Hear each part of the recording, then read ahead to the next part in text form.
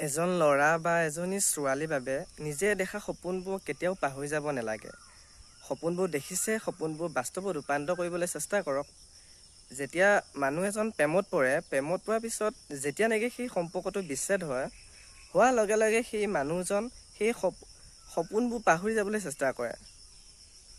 যে তাই মোক এৰি থৈ গ'ল বা সি মোক এৰি থৈ গ'ল, এতিয়া তাৰ বাহিৰে বা সেয়া বাহিৰে মোৰ একো নাছিল, গতিকে মোৰ জীৱনটো এনেকৈয়ে পাৰ কৰি দিম।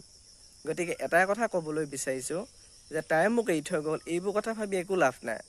কাৰণ আপুনি জীৱনটো চলিবলৈ হ'লে কিবা এটা কৰিব লাগিব। কাৰণ সপোন আপুনিও দেখিছে, সপোন ময়ো দেখিছোঁ, সকলো মানুহেই সপোন দেখে। সকলো মানুহৰে সপোন আছে যে কিবা এটা কৰিম, ঘৰখন ভালকৈ চলাম। পিছত প্ৰেমত পৰি সেই ল'ৰাজন বা ছোৱালীজনী বেলেগ এটা পৰিস্থিতি হৈ গ'ল। গতিকে সকলোকে এটাই কথা ক'বলৈ বিচাৰিছোঁ